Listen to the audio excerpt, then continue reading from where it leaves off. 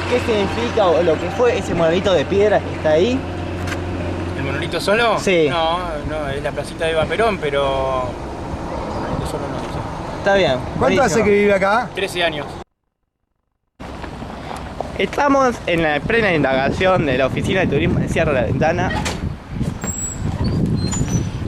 Buenas. ¿Qué tal? Buenos días. Si saben qué había ahí.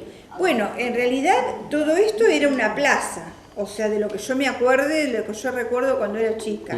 Era una plaza donde había un placero, había flores y demás. Yo no recuerdo que haya estado no me acuerdo el monolito, que haya estado en esa época hace muchos años.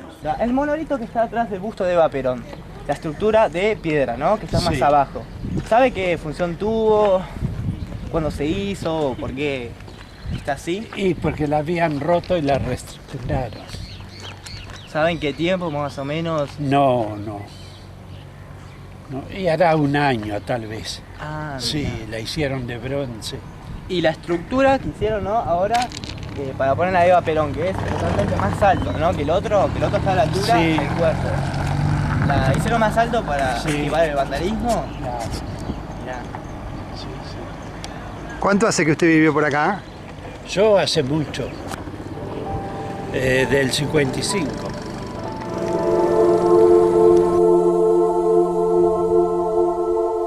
Hay nombres y apellidos de la gente que fue la que prendió traer un camión, ese tiempo calcular que era en el año 55, el camión era modelo 43, 44, lo arrastraron por todo el pueblo.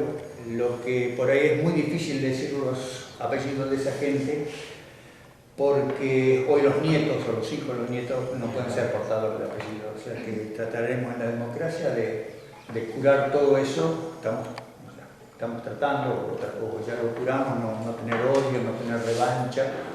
Entonces, pero son muy conocidas, son gente que después ocuparon cargos importantes en el tiempo de los militares, fueron intendentes, fueron secretarios de gobierno de otra provincia, fueron empleados comunes, pero sí, o sea que ese tiempo era muy duro porque dejaron, se vengaron con un monumento o se vengaron con alguien por un odio y lo que ellos se estaban vengando era contra la democracia, ¿no? El gusto, cuando se saca el gobierno democrático y quedan los militares, la gente de Cierra la Ventana que apoyaba a los militares fueron los que, 4 o 5 personas lo ataron en un camión modelo 42, 44 y lo arrastraron por el centro del pueblo, que era de tierra, en ese momento era, después lo dejaron por ahí abandonado, una persona lo llevó ahí a la Esmeralda, lo escondieron, estaba don Enrique Morón, que era puede ser el líder del peronismo en ese tiempo acá, y después de mucho tiempo, este señor Maidana lo encontró, Enrique Morón lo guardó, y después cuando vino la democracia, se restauró, se puso, se volvió a romper, lo vieron a romper, lo vieron a restaurar, ahora está como ustedes lo ven.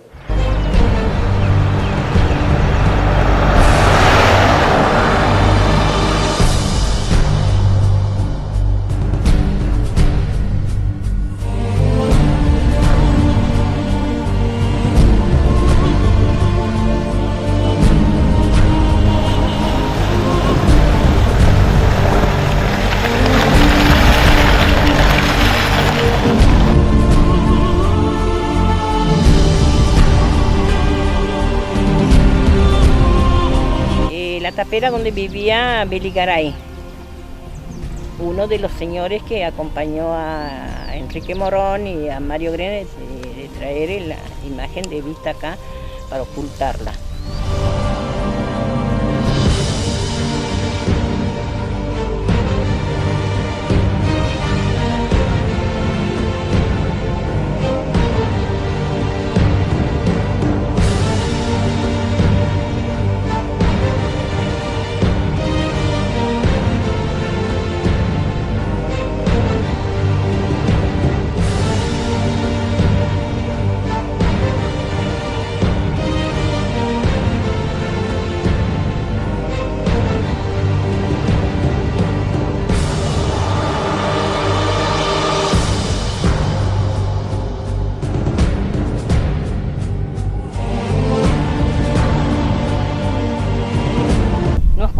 pero lo encontramos.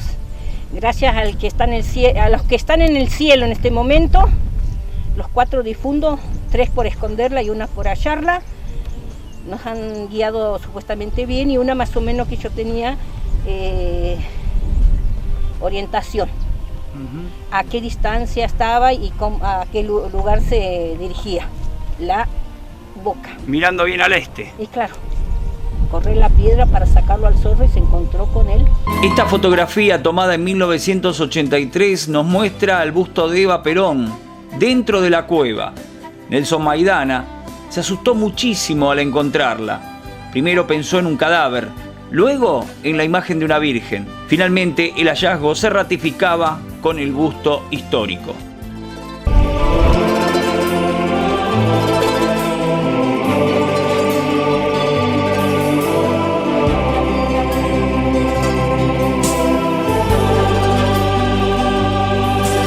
Varios metros más abajo se divisó la piedra que hizo de tapa a la cueva por décadas.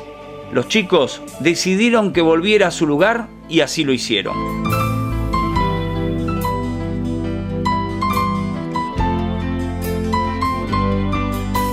Y le dije a Maidana, ¿por qué no? ¿Vos sabés dónde está el busto? Sí, yo no sé. Y dice... Digo, ¿por qué no le decía a tu patrón? Porque el muchacho de la estancia era amigo mío, me conocía por la municipalidad. Usted era el delegado. Sí, Mariano Belló. Mariano Belló se llamaba. Y le digo, decirle a tu patrón que quiero hablar con él.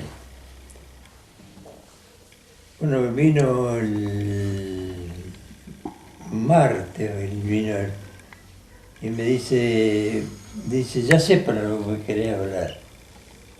Bueno, digo, si vos sabés, decime cómo es el asunto. Y me dice, mira, el busto de Eva Perón está en un lugar donde nosotros sabemos. Acá lo sabían todos, pero nadie lo sabía. El que sabía eso que los dueños del campo. Y lo estuvimos conversando un rato largo y me dice, mira, yo el jueves, dice, voy al campo y voy a subir a ver si está el busto. El sábado de la mañana estaba con la camioneta ahí en la municipalidad y me dice, acá tenés el busto de Vita.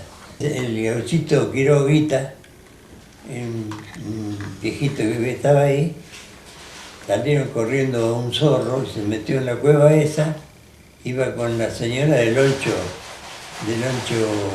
bueno, no sé si los conocen, son del campo, y le vieron, cuando la vieron se querían morir. Estábamos viviendo en ese campo, ¿no es cierto?, en la Esmeralda, y bueno, salíamos a recorrer el campo con esta otra persona, con Osvaldo Quiroga. Y bueno, y cazábamos zorros, en esa época valían los zorros, qué sé yo. Y bueno, los perros encontraron un zorro y lo persiguieron y se metieron en una cueva. Y tenía una entrada chiquita, y bueno, nosotros estábamos buscando para ver cómo lo podíamos sacar. Así que dimos la vuelta y vimos que había un montón de piedras, ¿no es cierto?, tapando como una entrada grande de una cueva. Empezamos a sacar las piedras, y bueno, de repente apareció algo ahí, no sabíamos lo que era. Porque aparte estaba la parte de la cabeza metida así para adentro, ¿no es cierto? Y estaba la parte del busto así. Y bueno, empezamos a sacar las piedras y apareció. Y bueno, el otro hombre que iba conmigo lo conocía enseguida por la flor que tenía acá en el pecho, que siempre llevaba una flor, no sé qué flor era. Y después cuando la sacamos para afuera y la vimos, ahí me di cuenta también yo que era Evita porque tenía el rodete que siempre andaba con el pelo. Claro, quedó ahí en la cueva, lo volvimos a poner donde estaba y bueno, quedó. Eso fue en el 79. Posteriormente, una vez voy a hacer una nota, pues ya teníamos el programa de televisión, al garage de una familia de acá, que bueno, el chico corría en moto, cross, enduro, preparaba motos, estaba junto con otro, y en ese garage había un sulky metido en el fondo. Ellos habían armado como un taller, no entraba ningún auto, sino un tallercito para atender las motos, que iban rompiendo a medida que iban participando en las carreras. Entonces veo así en un rincón me acuerdo perfectamente, en el rincón derecho de ese galponcito, algo tapado, que digo, ¿qué es eso? Entonces me cuenta, dice, no, dice, René le trajo a mi mamá para que repare el busto de Eva Perón.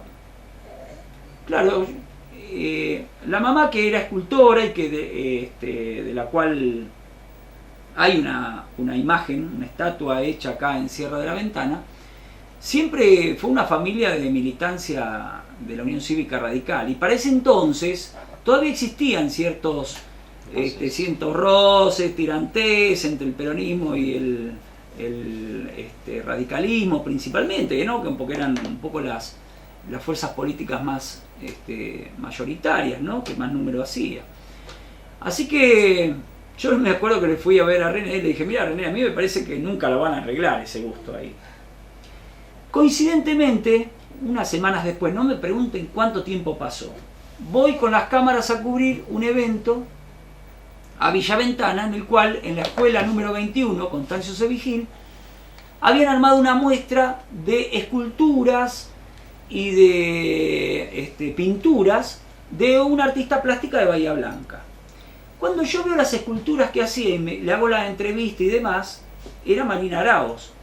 Entonces le cuento esta historia media leyenda, ¿no? Del hecho de que lo habían arrancado, lo habían arrastrado el busto, lo habían roto, y que un grupo, 3 o 4 personas, lo habían escondido en la sierra, y que hacía 38 años que estaba escondido en la sierra, y que ahora lo habían devuelto porque justamente en el año 90 en diciembre empezó el primer gobierno justicialista, desde la época que desde el 73, 74, que se había acabado la democracia. Así que, y Marina se sintió muy entusiasmada. Así que ni bien llegué de hacer esa entrevista, lo fui a ver a Dolera y le dije, René, le digo, mira, hay una artista plástica que está exponiendo en Bahía, que es muy reconocida, que inclusive tenía pinturas, trabajos en la terminal de ómnibus vieja, en distintos lugares de Bahía Blanca.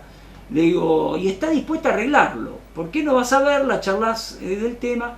Y bueno, y así fue que se le encargó el trabajo a Marina, que bueno, lo aceptó con mucho gusto. La idea era llevarle el busto a Bahía Blanca, pero finalmente no quiso que se movilizara y prefirió venir ella y arreglarlo acá.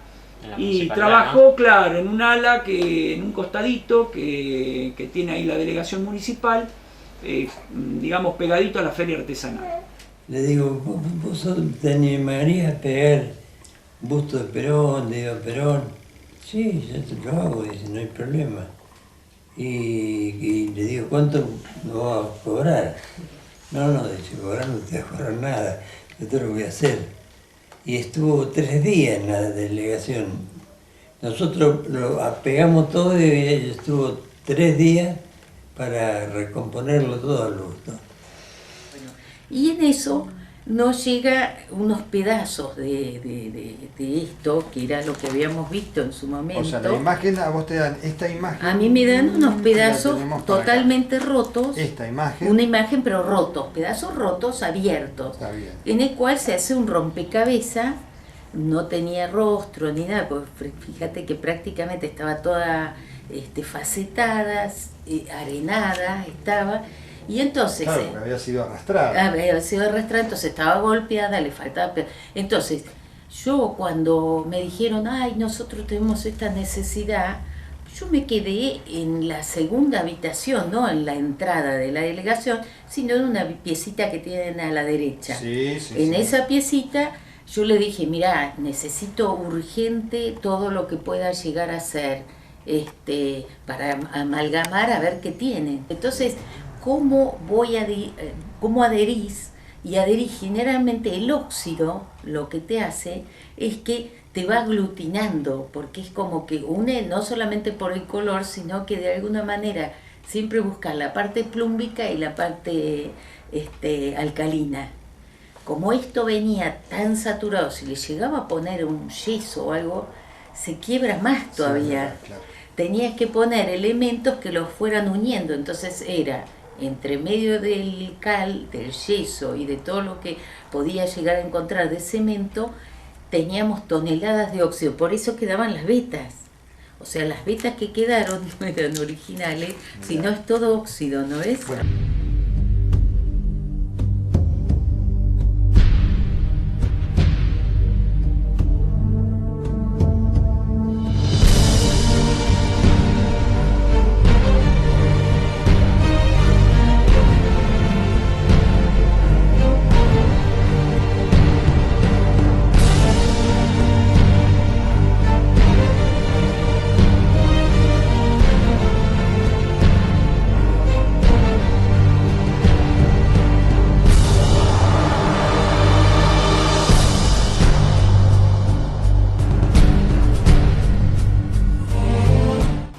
Yo entro en el 2003 cuando entra Néstor Kirchner y estaba de intendente, nuestro intendente que fue de tantos años, Gerardo Ratero.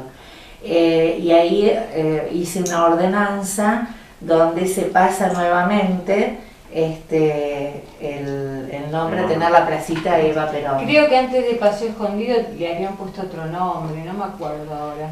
Porque siempre fue para nosotros la placita Eva Perón, o sea, desde chiquitos jugábamos en la placita Eva Perón. Entonces, bueno, cuando iba otro nombre, tenía otro nombre, pero para nosotros era la Plaza Eva Perón, por más que la cambiaban de nombre. La Plaza Eva Perón, o sea, nadie sabía, nunca escuché que se llamara así. ¿No? Claro. Y en el 76, el segundo golpe de Videla, ¿también se cambia el nombre o algo? Ahí creo que fue a pasarse a llamar Paseo Escondido, porque anteriormente no, o sea, era una placita, digamos, del pueblo, pero no, como al perder el nombre original, como que no tenía nombre. La verdad que fue muy lindo. Después colaboró la cooperativa eléctrica con la pluma, con la grúa para poder subirlo, el busto. Y bueno, y se hizo un acto de inauguración justamente cuando se conmemoraba un aniversario, si mal no recuerdo fue en el año 92, donde se reinstaló el busto en la plaza histórica y asistieron en ese momento, mira, yo me acuerdo que después no sé si hubo otro acto que tuviera tanta gente, pero había más de 300 personas y había gente de la población que le parecía un hecho muy importante, ¿no? Y que no eran partidarios, inclusive estuvieron ahí, estuvieron presentes, inclusive también, tengo que decirles, yo vi presente gente o familiares de algunos de los autores del momento en que lo arrastraron en el busto, o que lo habían arrancado del pedestal original, así que había descendientes de esos hombres, que me pareció un hecho de democracia muy importante, ¿no? ¿Cómo vienen? ¿Qué hicieron hasta ahora?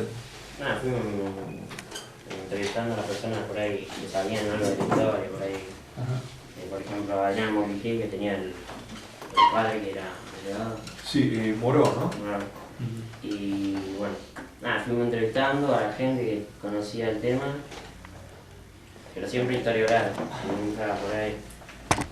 No podíamos conseguir un relato que los dos dijeran, bueno, pasó esto. Claro, no coincidían.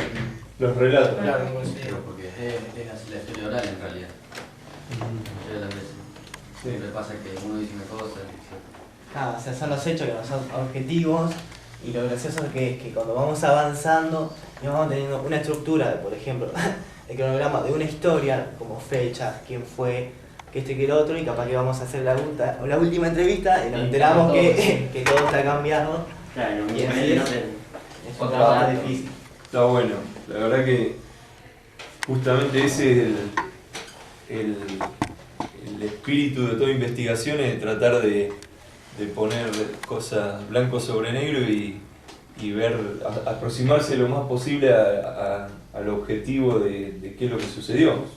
Yo les conseguí algo de información para que ustedes tengan, si les sirve como un aporte y si no lo descartan, no hay problema. Mirá qué bueno. No quiere decir que lo que yo les vaya a dar sea la verdad, porque en realidad son documentos que nosotros pudimos recuperar de archivos, que por ahí hasta les puede servir de punta para entrevistar a alguien más. Y yo pegándole una mirada por arriba, me llamaba la atención como, por ejemplo, en el año 90, que uno cree por ahí que no es demasiado tiempo el que pasó, ¿no? Hasta ahora, la opinión de algunos concejales era que no se le vuelva a poner el nombre de Eva Perón porque iba a generar, todavía no estaban las condiciones dadas, digamos que iba a generar división en la comunidad, y estábamos hablando de un evento de hacía más de 40 años atrás, ¿no? Y todavía, o sea, cómo pasó el tiempo, pero la división en la comunidad por ahí quedó. Seguramente por ahí en el Consejo Deliberante puede llegar a haber más información, digamos, porque es el lugar donde se dio el debate grande sobre el tema, ¿no? Lo comentando, ustedes específicamente pidieron un expediente con una ordenanza. Las chicas, las empleadas administrativas, tanto Mónica como Fátima, otra de las chicas que en este momento no está, empezaron a indagar en el archivo y buscaron los expedientes relacionados, y con el presidente nos pareció buena idea no solo brindarles ese expediente, sino otros expedientes que también están relacionados con la cuestión, y no solo eso, sino que también se van a llevar de acá del Consejo Deliberante un juego de copias de cada uno de los expedientes autenticadas, así que van a tener la oportunidad de tener las copias directamente con ustedes, aparte de ver los originales. Así que no sé si quieren se los acerco. Sí, sí.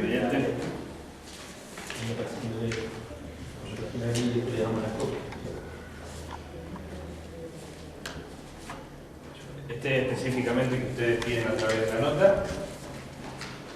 Sí, nosotros nos informamos de que esto expediente de Chiquien por medio de mi padre que había hecho los expedientes relacionados. Había hecho una recopilación de información. Un copio autenticado para que tengan ustedes y lo puedan. Ah, no, genial, muchísimas gracias.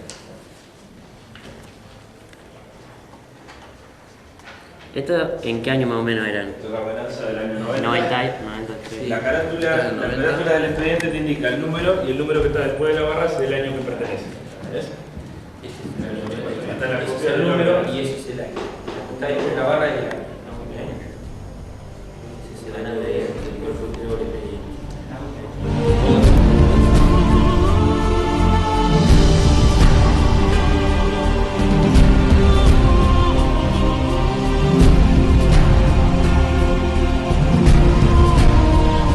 Es una réplica de la foto que está en la primer tirada de La razón de mi vida. Es una historia simple, pero realmente a mí me conmueve a la lágrima, porque qué sé yo, uno de los libros más importantes que agarré en mi vida cuando era chico fue La razón de mi vida, después de Manuel Estrada, que era genial. Sí. ¿Por qué si entre el 55 y el 93 hubo algunos gobiernos democráticos y además un gobierno, podemos llamar peronista, el de Isabel Martínez de Perón, sí, ¿por qué nunca se fue a buscar el busto antes, hasta que se lo encontró Maidana? ¿Por qué, si había personas que sabían que estaba ahí, sí, por qué en la presidencia de Ilía o en la presidencia de María Estela Martínez de Perón? Siempre se pensó, es una buena pregunta, y siempre se pensó de que ese secreto guardado así, de la forma que les relaté, era para festejarlo con un gobierno peronista.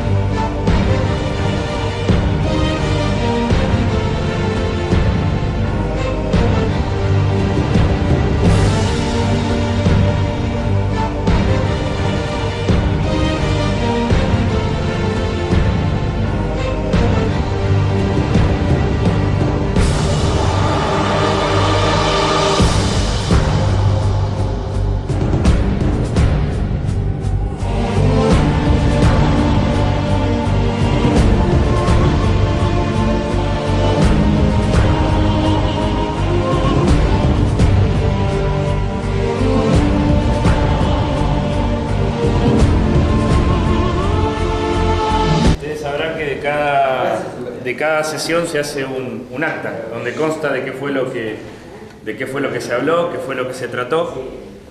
Este es el libro de actas que se venía utilizando en el año 1976, cuando ingresa el llamado proceso de reorganización nacional y para todos entendido y asumido que en verdad fue una dictadura. Y acá tenemos un enorme bache, que ese bache significa la etapa histórica más olvidable, pero que tenemos la obligación histórica de recordar, que es la etapa de sufrimiento de los argentinos dentro de lo que es la dictadura y lo que es la vuelta a la democracia. Acá en este libro no se pueden arrancar hojas, de hecho ustedes notarán que están foliadas, y este libro quedó guardado en el archivo en el año 1976 y se volvió a utilizar en el año 1983. Precisamente el trabajo que están haciendo ustedes es precisamente para que no haya nunca más baches en un libro de actas de un consejo deliberante. Acá tienen el documento. Muchísimas gracias.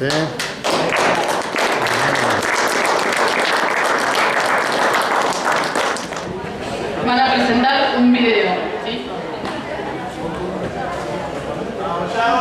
Bueno, buenas tardes desde ya, y a continuación vamos a presentar un video sobre el busto de Eva Perón de la placita de Eva Perón de Cerro La Ventana, que en el 55, después de que Perón cayó, los antiperonistas lo arrancaron. Y a continuación vamos a mostrar la historia por medio de entrevistas orales, de historia oral, perdón.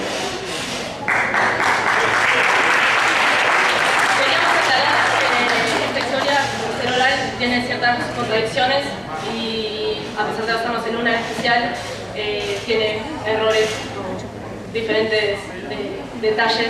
Se va a hacer una placa conmemorativa para recordar lo que pasó en la casa, ya que fue algo que pasó hace casi 60 años y nunca se contó y nosotros no sabíamos nada, y fue también un aprendizaje para todos nosotros y el profesor.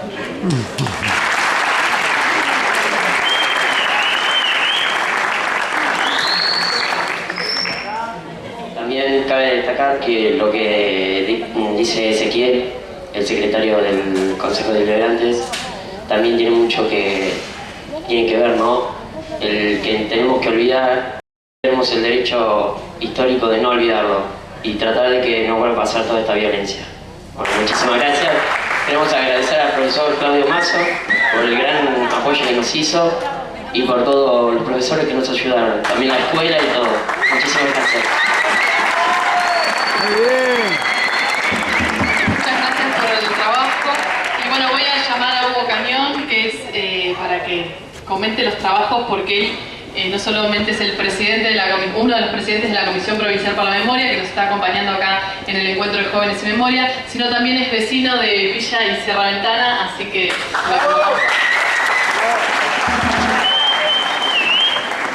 bueno, ante todo felicitarlos y pensar juntos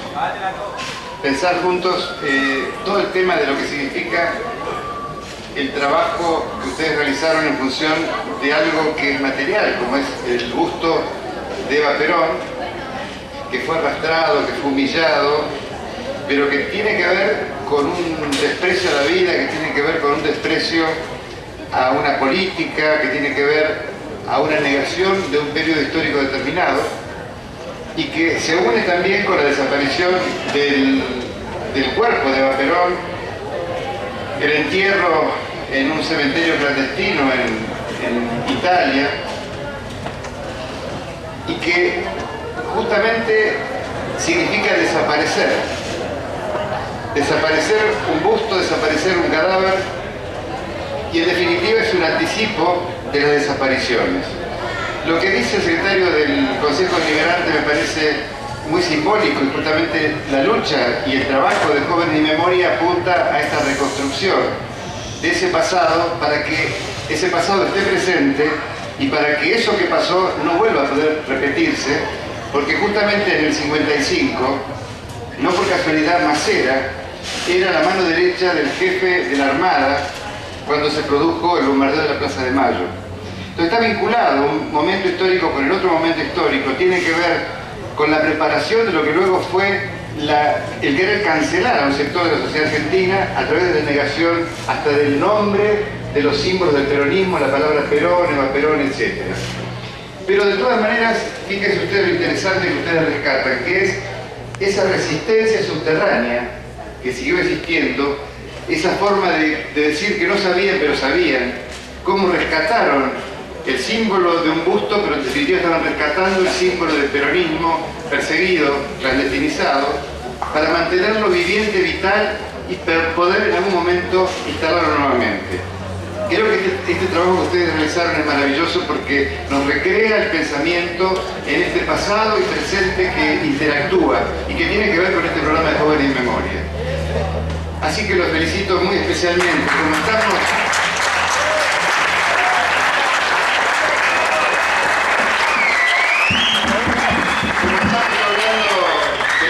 de la provincia de Buenos Aires, hablando de esa zona hermosa de Sierra de la Ventana, en la comarca serrana, quiero hacer una referencia también al otro trabajo de los chicos de Villa Ventana, que están de alguna manera entrelazados en la forma de la mirada que tenemos que hacer del pasado.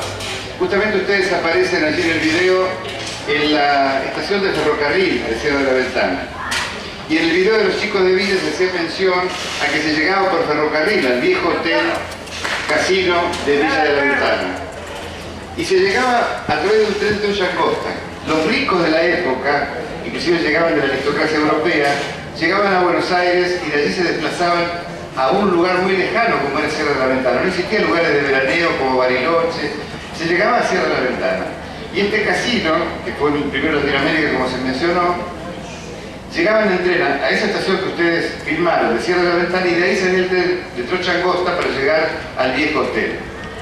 Viejo hotel que fue casino y cuando Irigoyen clausuró los casinos terminaron cerrándolo porque no tenían, no había una capacidad de negocio económico para mantenerlo. Pero también tiene una historia dentro de ese hotel de Villa Ventana que tiene que ver con los sobrevivientes del Graf Spee, ese barco alemán hundido en el río de la Plata, que lo hundió el capitán del barco cuando estaba cercado por 3 buques ingleses en la Segunda Guerra Mundial. Y los alemanes lo mantuvieron la estructura y el funcionamiento, pero luego ese lugar también pasó a manos de la Marina. Ahí hablaban en el video de los ejercicios militares, cómo temblaban las paredes. Y también tenemos referencias en la Fiscalía de Bahía Blanca de que en ese lugar se torturó. En los sótanos del viejo hotel, ocupado por la Marina, donde estaba la cámara frigorífica, que todavía quedan restos de ese lugar, allí se llevaban personas y se las torturaba. Y se supone que puede haber algún desaparecido enterrado en ese lugar y puede ser un trabajo de investigación a futuro.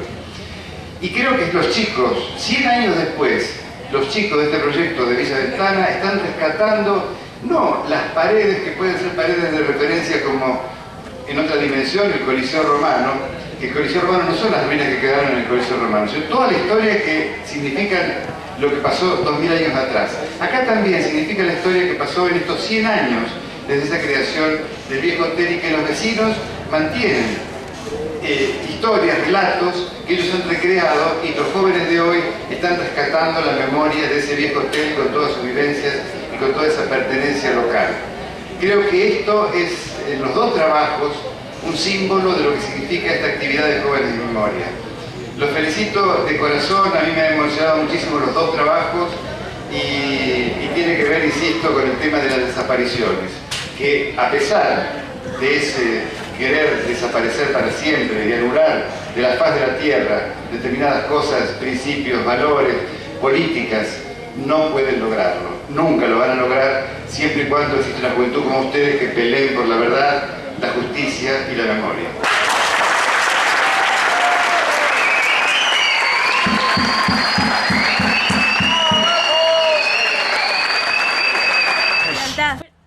Violencia. Eva. Odio. Memoria. Peronismo. Destrozo. Injusticia. Trabajo finalizado.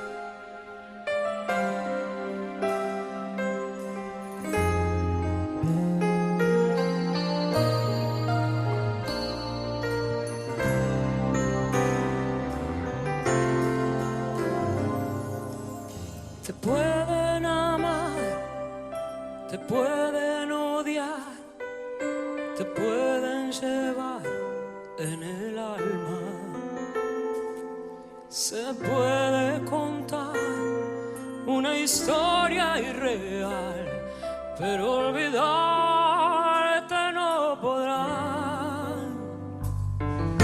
Te pueden herir, te pueden llorar, te pueden creer una santa, hablar de dolor y un amor sin piedad, pero olvidarte no podrán. Si dejaste el corazón en este suelo y creíste en tu batalla día a día, cuántos que te extrañan y esperan todavía, si aquí dejaste tu vida. Se abren los balcones, vuelan ruiseñores, y algo se agiganta cuando un pueblo canta con el corazón frágil como un hada. Furia despiadada, como un lobo herido, casi en un suspiro hablaste de amor. ¿Quién puede contar la historia real? ¿Quién puede saber de tus penas?